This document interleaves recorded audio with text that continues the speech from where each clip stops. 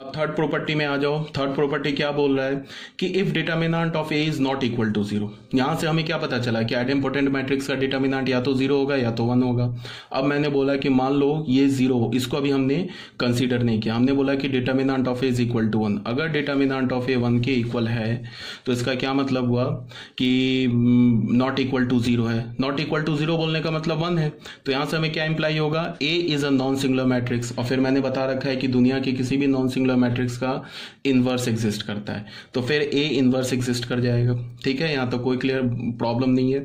फिर यहां से क्या बोला, ए स्क्वायर ए, ये तो आइडेम्पोटेंट का क्या हो गया, ये तो डेफिनेशन हो गया आइडेम्पोटेंट का। उसके बाद हमने क्या किया कि pre multiply by A inverse. क्यों कर दिया, देख लो, ए इनवर्स एग्जिस्ट कर रहा है, ये तो समझ में आ रहा है। ठीक है, हमने पहले डिस्कार्ड कर दिया ए इज इक्वल टू जीरो, ऐसे आइडेम्पोटेंट मैट्रिक्स को ले रहे हैं जिसका डिटर्मिनेंट जीरो नहीं है। नहीं है तो मतलब वन है, तो ए इनवर्स एग्जिस्ट कर गया। फिर हमने उसे प्री मल्टीप्लाई कर दिया, तो प्री मल्टीप्लाई करने के बाद हमें क्या मिला, A inverse into A square is equal to A inverse into A. ठीक है, यहां तक कोई प्रॉब्लम नहीं है। उसके बाद देख लो, यहां से फिर हमें क्या पता चला कि हमने क्या किया, ए इनवर्स इंटू ए को एक साथ कर लिया। ठीक है, इंटू ए, ये ऐसे कर लिया। ये ऐसे तो तुम लोगों को पता होना चाहिए, बस एक मिनट के लिए बस बता रहा हूं। जैसे हमने लिखा ना, इसको हमने लिखा A inverse into A square is equal to A inverse into A. तो ये तो मैंने ऑलरेडी बता रखा है कि ए इंटू ए इनवर्स लिखो या ए इनवर्स इंटू ए लिखो, ये हमेशा आइडेंटिटी मैट्रिक्स के इक्वल होता है, ये तो बता रखा है। अब तुम इसको क्या लिख सकते हो, यहां से ध्यान दो, इसको मैं लिख सकता हूं ए इनवर्स इंटू ए, और ये तो आई हो जाएगा। इसको एक साथ क्लब किया तो ये क्या हो गया, I into A is equal to I. तो यहां से हमें क्या पता चला, A is equal to I. ठीक है ना, तो यहां से हमें क्या कंक्लूजन मिला, ये हमें कंक्लूजन मिला कि अगर कोई भी एक आइडेम्पोटेंट मैट्रिक्स है और उसका डिटर्मिनेंट जीरो नहीं है तो वो हमेशा एक आइडेंटिटी मैट्रिक्स होगा। इसको हम ऐसे भी बोल सकते हैं, non singular idempotent matrix has to be an identity matrix. ठीक है, अगर हमारे पास कोई मैट्रिक्स है वो आइडेम्पोटेंट है और वो सिंगुलर मैट्रिक्स है, तब उसके बारे में हम कुछ नहीं बोल सकते। बात आ रही है समझ में, तब वो आइडेंटिटी मैट्रिक्स नहीं होगा। ठीक है, अगर आइडेंटिटी वो नॉन सिंगुलर मैट्रिक्स है, इसका क्या मतलब है कि उसका डिटर्मिनेंट जीरो नहीं है, और ऐसा नॉन सिंगुलर मैट्रिक्स अगर आइडेम्पोटेंट है तो वो एक आइडेंटिटी मैट्रिक्स ही होगा, यही बोला जा रहा है। ठीक है, तो ये 3 पॉइंट्स हैं, इस 3 पॉइंट्स को आप याद रखेंगे। पहला पॉइंट क्या है, क्विकली एक बार रिवाइज करा दे रहा हूं। पहला पॉइंट क्या है कि अगर ए आइडेम्पोटेंट है तो उस पर कोई भी पावर ले लो तो वो क्या होगा, सेम ए के इक्वल आएगा। ठीक है, दूसरा पॉइंट क्या है कि किसी भी आइडेम्पोटेंट मैट्रिक्स का डिटर्मिनेंट या तो जीरो होता है या तो वन होता है। थर्ड पॉइंट क्या बोल रहा है कि if A is an idempotent matrix and is non singular. Non singular बोलने का मतलब कि determinant of A is not equal to zero. ठीक है, then A must be an identity matrix. तो ए क्या होगा, आइडेंटिटी मैट्रिक्स होगा। तो ये हमारा फर्स्ट टाइप का मैट्रिक्स था जिसको हमने क्या बोला, आइडेम्पोटेंट मैट्रिक्स। ठीक है, कोई बहुत याद रखने में टफ नहीं है, आप याद रख सकते हो। कोई प्रॉपर्टी ऐसी नहीं है कि तुम्हें रटना पड़े, बस ये सिंपल लॉजिक बेस्ड है। तुम अगर इसको ध्यान से एक बार देख लोगे, खुद से लिख लोगे ना, एक बार प्रॉपर्टी को लिख लोगे, ऐसे सुन के छोड़ दोगे तो नहीं याद रहेगा, एक बार लिख लोगे तो फिर याद रहेगा हमेशा।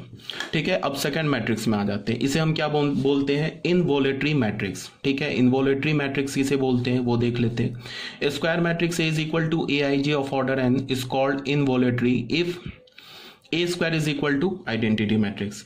अगर हमारे पास कोई ए मैट्रिक्स है और वो इनवोलेटरी मैट्रिक्स है तो उसका कंडीशन क्या है कि अगर तुम उसका स्क्वायर लोगे ना तो वो एक आइडेंटिटी मैट्रिक्स के इक्वल आ जाएगा। ठीक है, आइडेम्पोटेंट का क्या कंडीशन था कि A square is equal to A. Involutory का क्या कंडीशन है कि A square is equal to identity matrix. Clear है, अब इसके कुछ प्रॉपर्टीज देख लो तुम। फर्स्ट प्रॉपर्टी क्या बोल रहा है कि if A square is equal to I N, ये तो कंडीशन है इस मैट्रिक्स का, इनवोलेटरी मैट्रिक्स का। अगर दोनों साइड हमने डिटर्मिनेंट ले लिया तो determinant of A square is equal to determinant of I N, तो ये आई एन किसी भी आइडेंटिटी मैट्रिक्स का डिटर्मिनेंट किसके इक्वल होता है, वन के इक्वल होता है। फिर इसको हमने क्या ले लिया, डिटर्मिनेंट ऑफ ए स्क्वायर को लिख लिया, डिटर्मिनेंट ए का square is equal to one. तो यहां से हमें क्या मिला, determinant of A is equal to one और -1, यहां से आएगा नहीं, +-1 हो जाएगा। तो फिर यहां से हमें क्या कंक्लूजन मिला, सबसे पहले कि इनवोलेटरी मैट्रिक्स जो होगा वो उसका डिटर्मिनेंट हमेशा -1 और 1 होगा। ठीक है, पहला कंक्लूजन।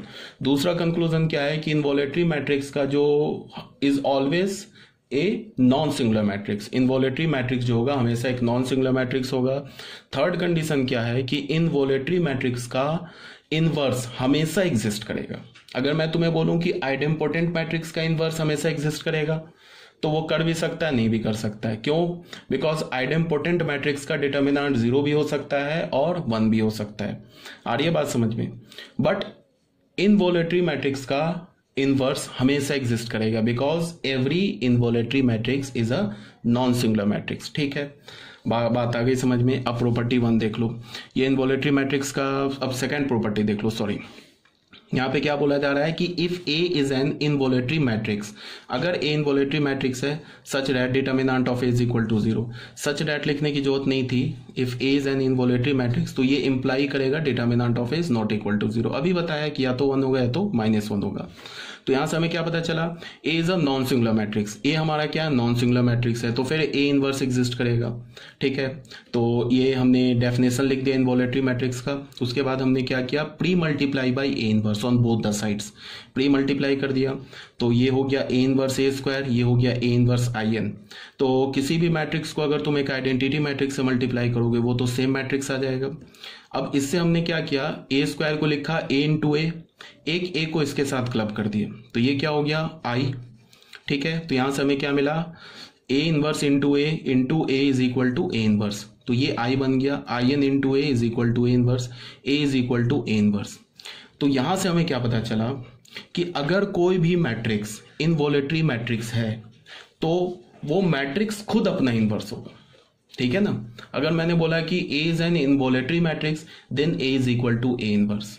ठीक है, तो ये भी बात आ गई। जैसे कि सपोज दैट कि तुम्हें ना ये इसको तुम कैसे इस प्रॉपर्टी को यूज कर सकते हो। सपोज दैट कि तुमने कोई मैट्रिक्स लिया ए मैट्रिक्स, और क्वेश्चन में अगर तुमसे पूछा जा रहा है find the inverse of that matrix, उस एक मैट्रिक्स का इनवर्स निकालो, तो तुमने क्या किया, अगर सपोज दैट तुमने उसका स्क्वायर ले लिया और दिख गया तुम्हें क्या, ये तो स्क्वायर लेने पर क्या मिल गया, आइडेंटिटी मैट्रिक्स मिल गया, तो फिर वहीं रुक गए। और तुरंत हमने बोला कि जो ए मैट्रिक्स है वो एक इनवॉलेटरी मैट्रिक्स है। इसका ये मतलब है कि ए का इनवर्स खुद ए ही होगा, तो फिर हमें इनवर्स निकालने की जरूरत नहीं है। तो हम डायरेक्ट को क्या बोलेंगे, inverse of A is a. तो ऐसे हम यूज कर सकते हैं इस प्रॉपर्टी को। ये बात आ रही है समझ में?